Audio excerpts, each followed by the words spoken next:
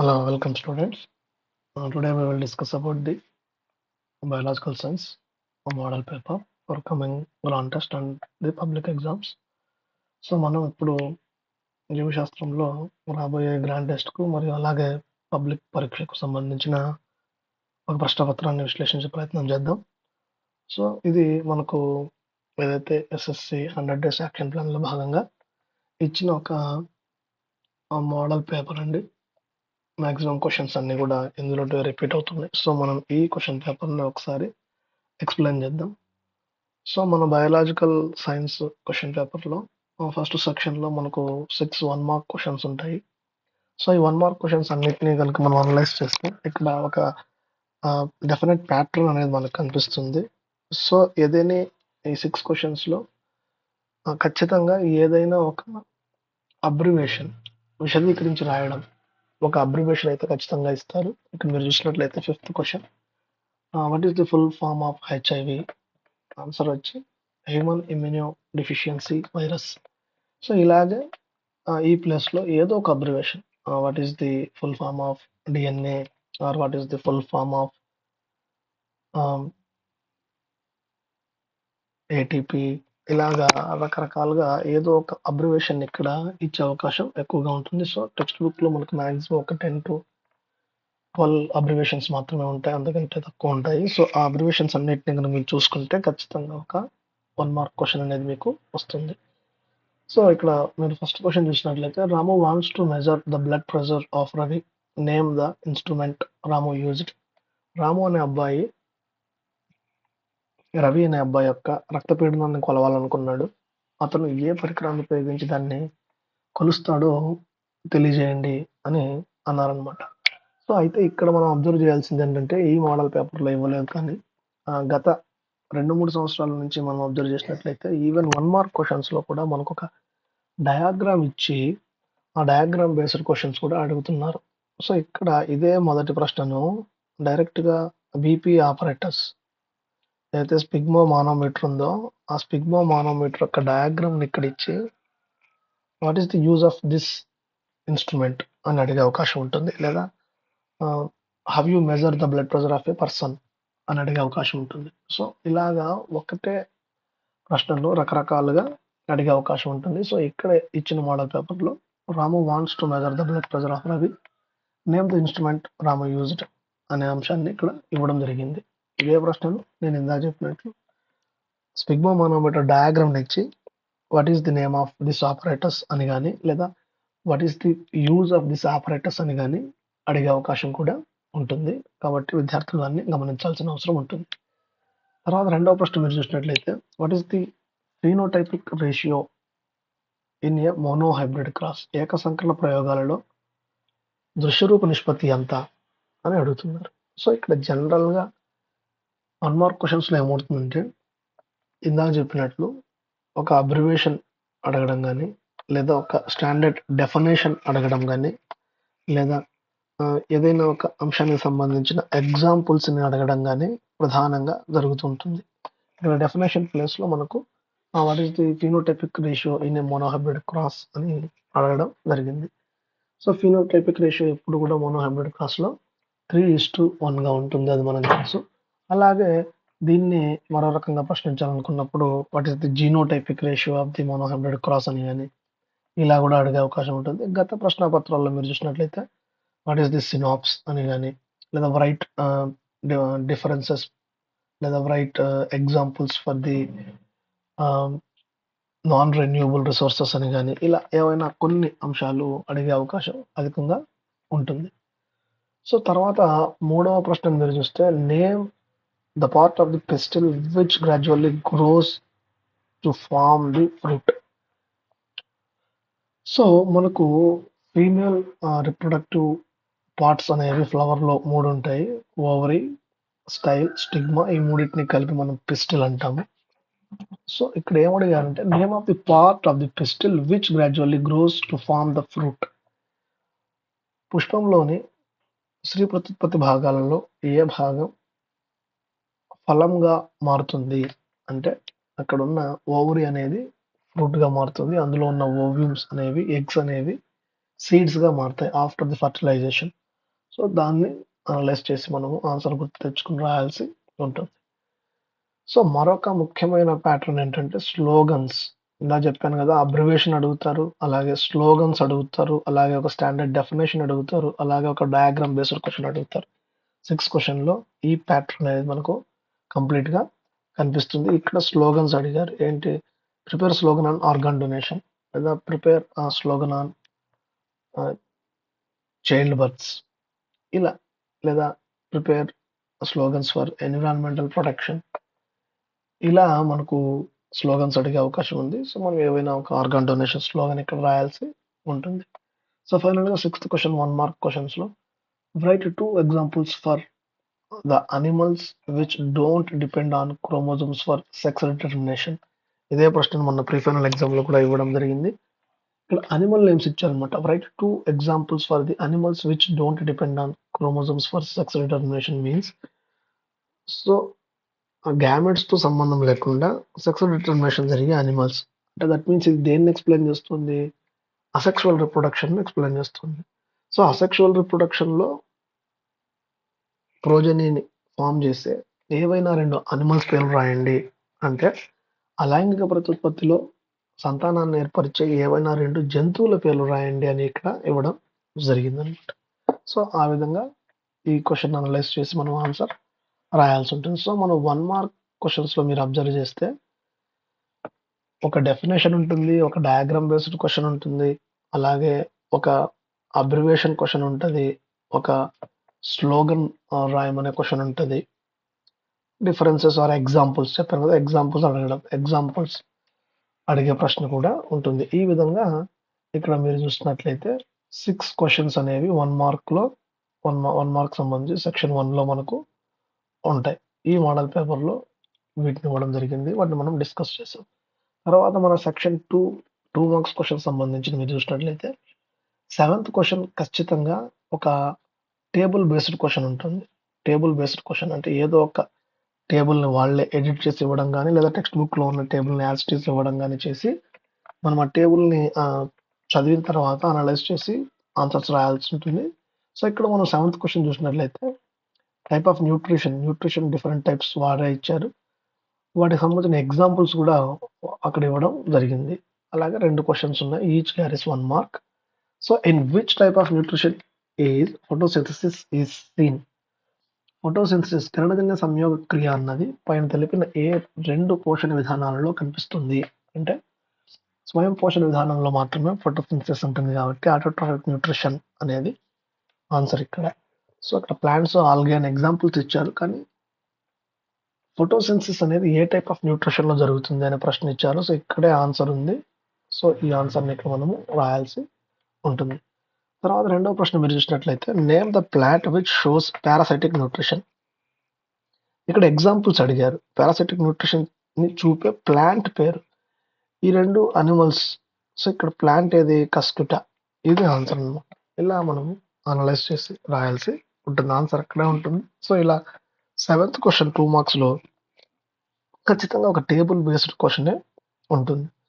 తర్వాత మనం చూసినట్లయితే 8th question what precautions will you take to maintain proper thyroxine levels in the blood? ఈ thyroxine గురించి, goitre గురించి రెగ్యులర్‌గా ఈ 2 మార్క్ క్వెషన్‌లో ఇవ్వడం జరుగుతుంది. ఆ లాస్ట్ క్వెషన్ పేపర్స్‌లో కూడా థైరాయిడ్ గ్లాండ్ సరిగ్గా ఫంక్షన్ చేయకపోతే ఏమవుతుంది? What happens if there is no proper functioning of thyroid gland అని గాని, లేదా థైరాక్సిన్ ఎక్కడి నుంచి రిలీజ్ అవుతుందని గాని, లేదా థైరాయిడ్ హార్మోన్ ఫంక్షన్స్ ఏంటని గాని, ఇలా క్వెషన్స్ అడగడం జరిగింది. ఇక్కడ కూడా సేమ్ అదే క్వెషన్ రిపీట్ అయింది. What precautions will you take to maintain proper thyroxine levels in the blood? Thyroxine levels బ్లడ్‌లో సరిగ్గా మెయింటైన్ చేయాలంటే ఏం చేయాలి అంటే, మనం డైట్‌లో ప్రాపర్ అయోడిన్ తీసుకోవాలి in the form of iodized salt. ఈ అంశాన్ని అక్కడ మనం ఆన్సర్‌గా ఇవ్వాల్సి ఉంటుంది.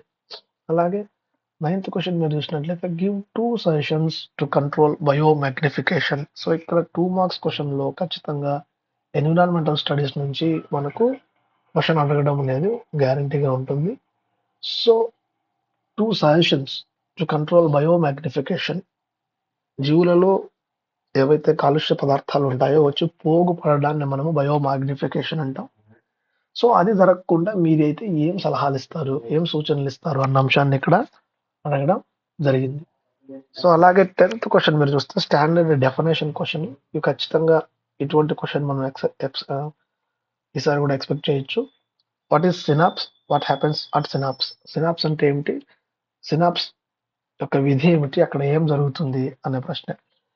ముఖ్యంగా ఇక్కడ అడిగే ఎక్కువ అవకాశం ఉన్న ప్రశ్నలు ఏమిటంటే what is heredity, what are variations, what is asexual reproduction, what is sexual reproduction, లేదా what are the examples for sexual reproduction.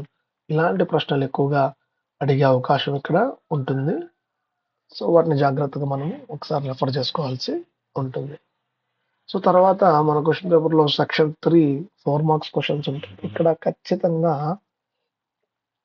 మీరు చూసినట్లయితే ఒక పోజింగ్ క్వశ్చన్స్ అనే క్వశ్చన్ ఉంటుంది. అంటే ప్రశ్నలు అడగడం ఒక ప్రశ్న ఉంటుంది. ఇక్కడ 11th క్వశ్చన్ లో అదే ఇచ్చారు. What questions will you ask about diabetes to A doctor.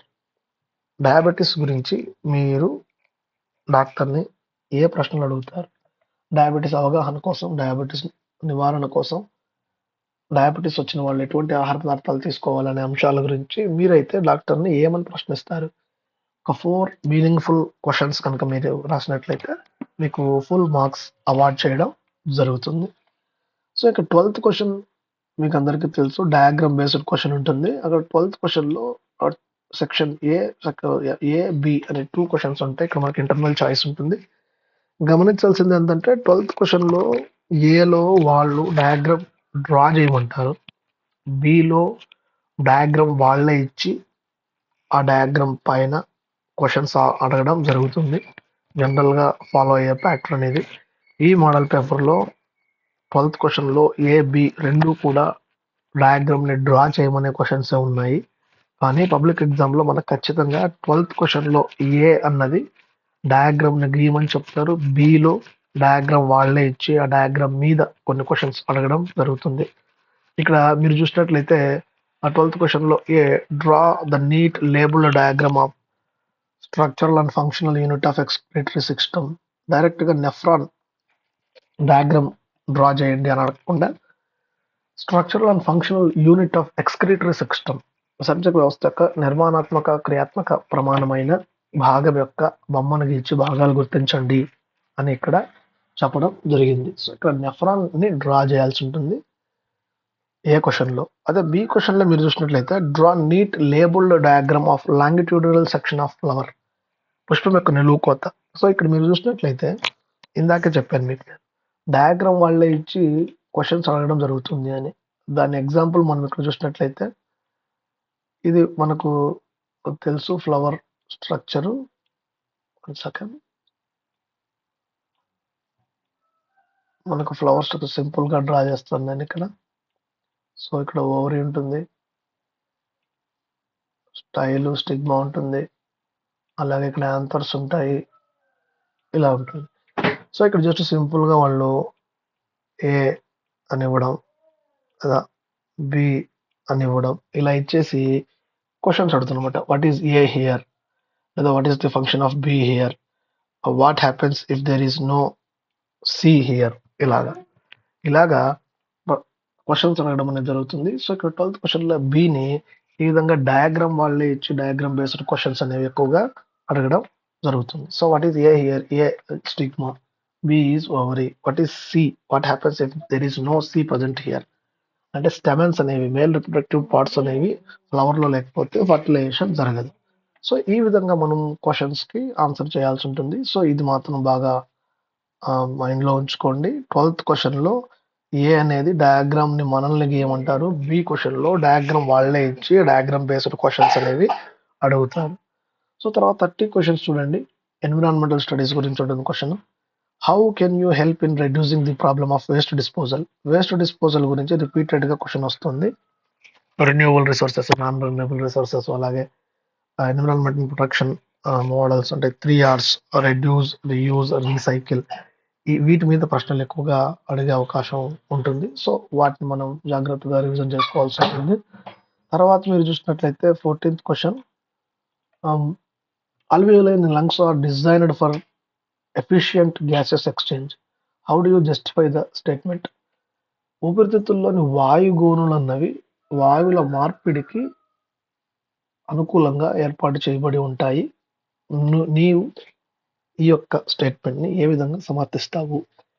అని ప్రశ్నించడం జరిగింది. అంటే ఇక్కడ ఇండైరెక్ట్‌గా లంగ్ స్ట్రక్చర్ అండ్ ఫంక్షన్ సంబంధించి, లంగ్ ఆల్వియోలకి సంబంధించి ఏ విధంగా గ్యాసెస్ సక్షన్ జరుగుతుంది జస్టిఫై చేయమని ప్రశ్నించారు. సో ఇక్కడ మనం lung structure, air passage way, అలాగే ఆల్వియోలైలో oxygen, carbon dioxide gases exchange with the outer blood అనేది మనం ఇక్కడ ఎక్స్ప్లెయిన్ చేయాల్సి ఉంటుంది. తర్వాత మీరు చూసినట్లయితే 15th question, why is damage to the ozone layer a cause for concern? What steps have to be taken to minimise this damage?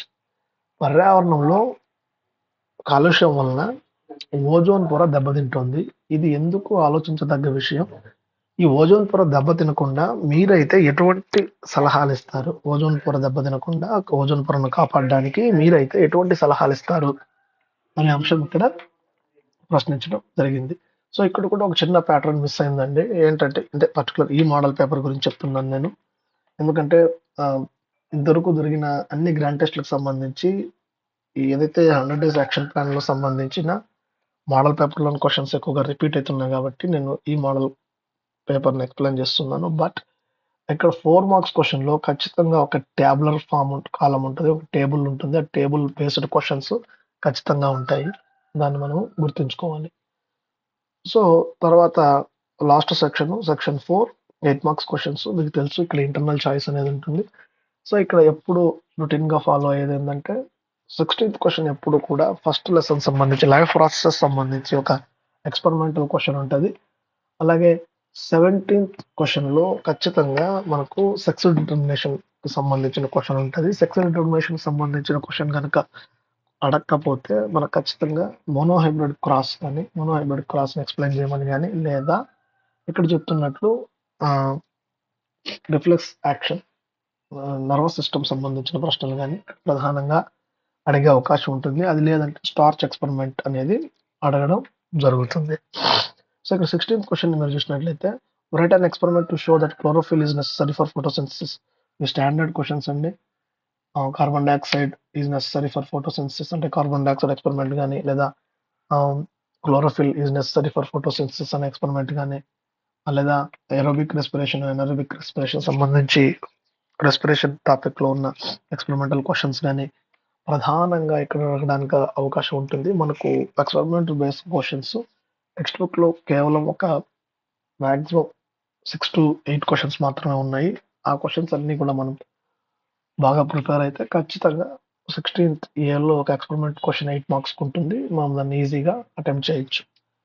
So ఇక్కడ రెండో క్వశ్చన్ ఇచ్చారు, right the procedure followed by you observe budding in east. ఇది కూడా ఇలా ఏదో ఒకటి ఇస్తారు. ఇది కొద్దిగా డిఫికల్టీగా అడిగారండి. ఇలా ఏముండదు. మాక్సిమం కార్బన్ డైఆక్సైడ్ ఎక్స్పెరిమెంట్ కానీ, లేదా క్లోరోఫిల్ ఎక్స్పెరిమెంట్ కానీ ఇందాక చూపినట్టు మాత్రమే అడుగుతారు. తర్వాత 17th క్వశ్చన్ మీరు చూసినట్లయితే,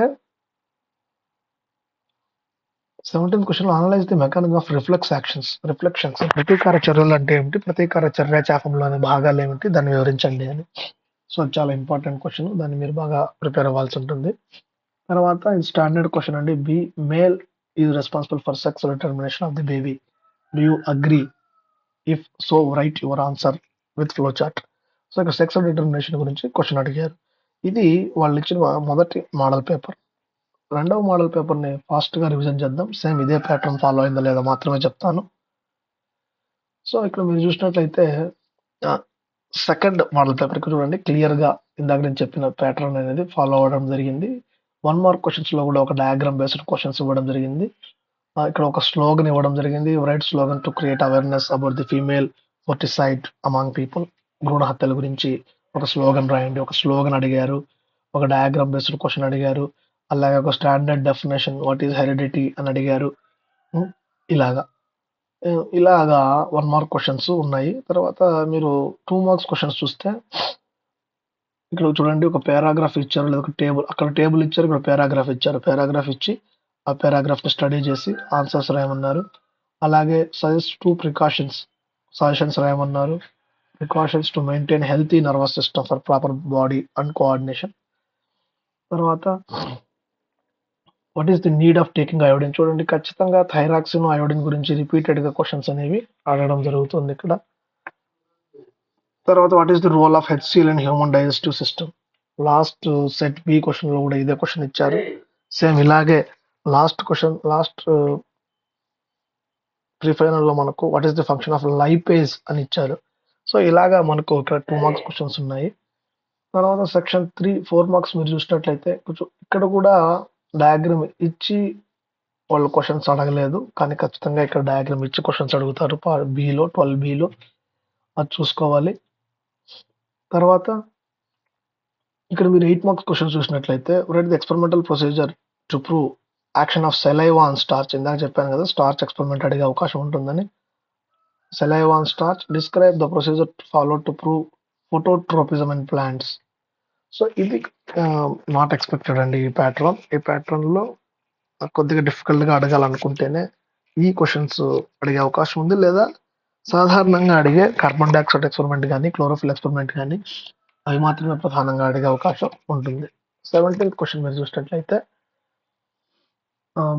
analyse different modes of asexual reproduction in animals with diagrams. Asexual reproduction types అడిగారు. తర్వాత ఇందాక మనం చెప్పినట్లు mono hybrid, cross, Mendelian experiments గురించి అడగడం జరిగింది. ఫాస్ట్గా మనం థర్డ్ మోడల్ పేపర్ కూడా చూసేద్దాం. సో ఇక్కడ కూడా మీరు అబ్జర్వ్ చేసినట్లయితే సేమ్ ప్యాటర్న్, ఎక్స్పాండ్ అనే ఒక అబ్రివేషన్ ఇచ్చారు. అలాగే ఇక్కడ లేబులింగ్ చేసి ఐడెంటిఫై ద పార్ట్ ఏ అని ఒక డయాగ్రామ్ బేస్డ్ 1 మార్క్ క్వశ్చన్స్ లో ఇచ్చారు. అలాగే ఒక స్లోగన్ ఇచ్చారు, write a slogan for female foeticide, అదే క్వశ్చన్ రిపీట్ అయింది. అలాగే gap between 2 neurons is called synapse, ఈ క్వశ్చన్ ఇచ్చారు. సో ఇలా rate of breathing in aquatic organism is much faster than that of in terrestrial organisms. Support this statement.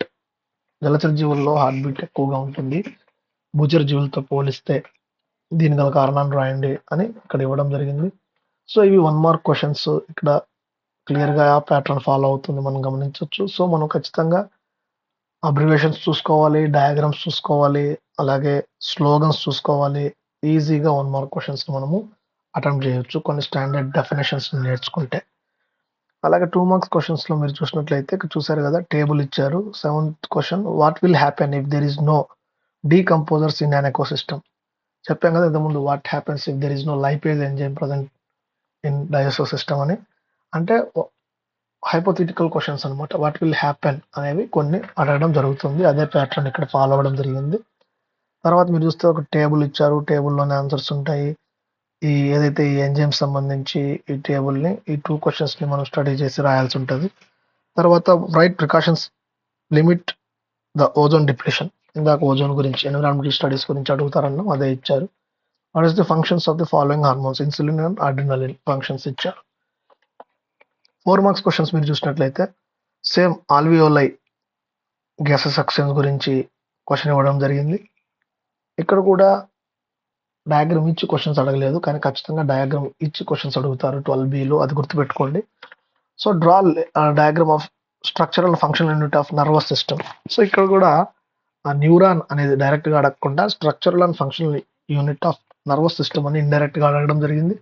అలాగే flower diagram ని ఇక్కడ repeated గా మళ్ళీ ఇక్కడ కూడా అడగడం జరిగింది.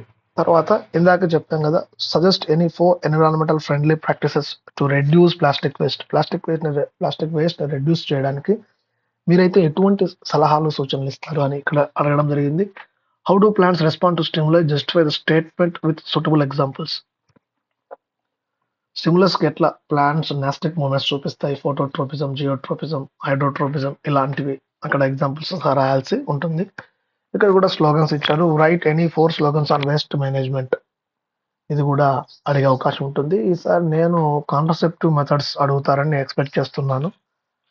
Hope we will see in question paper. తర్వాత మనం సెక్షన్ 4లో 8 మార్క్స్ క్వశ్చన్స్ మనం చూసినట్లయితే, how do you demonstrate that the amount of carbon dioxide is more in air what we breathe out than we breathe in? అంటే పీల్చే గాల్లో కంటే విడిచే గాల్లో కార్బన్ డైఆక్సైడ్ మోతాదు ఎక్కువగా ఉంటుంది అని ఎలా నిరూపించగలవు అంటే, ఇది దేనికి సంబంధించిన ప్రశ్న అంటే రెస్పిరేషన్‌లో కార్బన్ డయాక్సైడ్ అనేది రిలీజ్ అవుతుంది అని ఎలా ప్రూవ్ చేస్తామనే ఎక్స్‌పెరిమెంట్‌కి సంబంధించింది. సో, ఇది రెస్పిరేషన్ టాపిక్‌కి సంబంధించింది. దాన్ని మీరు రెఫర్ చేయండి. ఈజీగా ఆన్సర్ చేస్తారు. తర్వాత చూడండి, to observe spores in bread mould. Bread మోల్డ్‌లో స్పోర్స్ ఎలా ఫార్మ్ అవుతాయి? ఆ స్పోర్స్ నుంచి మనం ఏ విధంగా మైక్రోస్కోప్‌లో వాటిని చూస్తామనేది ఎక్స్‌పెరిమెంటల్ ప్రొసీజర్ రాయాల్సుంటది. సో, ఇదే క్వెషన్ రిపీటెడ్‌గా ఇక్కడ అడగడం జరుగుతుంది. తర్వాత 17థ్ క్వెషన్ చూస్తే డైహైబ్రిడ్ క్రాస్. యాక్చువల్‌గా డైహైబ్రిడ్ క్రాస్ అనేది మనకు ఔట్ ఆఫ్ ది సిలబస్ అండి. ఓన్లీ మోనోహైబ్రిడ్ క్రాస్ మాత్రమే మనకు సిలబస్‌లో ఉంది. కాబట్టి డైహైబ్రిడ్ క్రాస్ అనేది అడిగే అవకాశమే లేదు.